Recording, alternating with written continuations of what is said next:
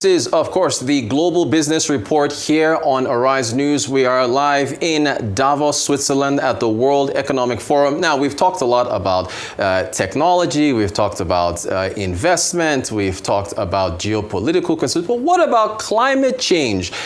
Climate change is a big topic, but we're wondering if it's going to get enough attention here this week. My colleague, Anieze Osakwe, is joining us to have this discussion. Anieze, yes. What do you think? Do you think, and welcome, thanks for joining me. Thank you. You think climate change can, peek its head above the crowd and get enough attention with everything else being discussed? So will climate change be discussed? In large part, probably not. Will it be discussed? Yes. And the reason why I say this is because as we've been leading up to this Davos conference, there have been a number of headlines that have kind of caught my attention when it comes to climate change. The first is that there's a global risk survey report that comes out every year that's created by Davos. And they essentially found that when it came to what are leaders' top priorities to discuss this year, what are they focused on? Climate fell.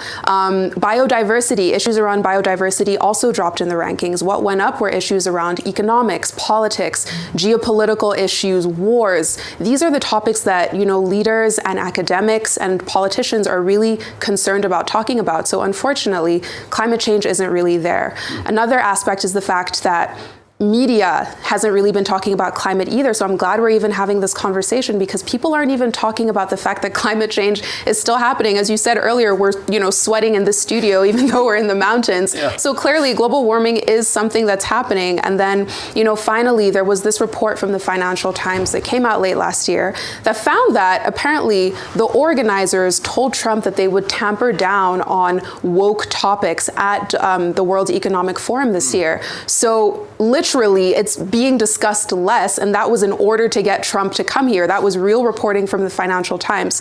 So taking all of these facts together, you can see that climate, like you said, is probably just going to peek its head, but it's not necessarily going to be front of mind in the same way that it's been in previous years. Wow, thank you for the breakdown. Look, for African nations like in Nigeria and Angola, these nations are fossil fuel dependent. What do you make of Africa's conversation in climate change, considering how dependent we are on, dirty fuels, as they call it? Yeah, it's so important for us to have these conversations as Africans as well.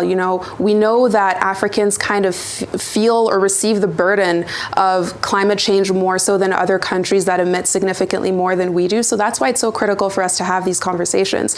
And, for you and I, we live in Lagos, but across Nigeria, we know that in Niger State, there was the Mokwa flood last year that killed over 150 people. When it rains in Lagos, the city pretty much comes to a standstill. That is one of the most important cities across the continent that literally cannot function when it rains for an extended period of time.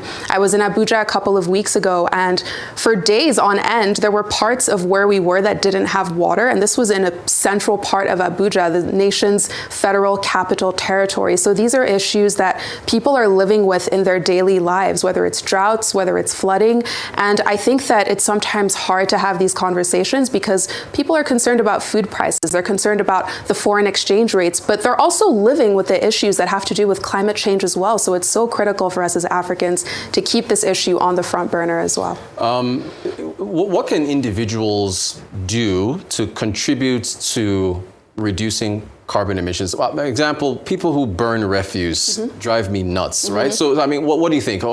Is there a part to play for individuals? Yeah, and I think that this is something that can happen at multiple levels. So I'll break it down very quickly. At the government level, it's supporting companies and businesses that are trying to bring solar energy, wind energy, hydroelectric, natural sources of energy, just kind of buttressing them and letting them know that their business is one that can function in Nigeria without any necessarily big hindrances. So I think that that's at the government level. At the state level, we saw in Abia State over Christmas, the governor, Alex Oti, he put in place 20 new electric vehicle buses. I know in the scheme of Nigeria, 20 buses doesn't sound like much, but that's just one state. He made a decision. He brought electric vehicles to the fore for public consumption, and people are now using electric buses there. Now imagine if that's something that all state governors say or the government mandates for each state to do. That's already a significant thing to do.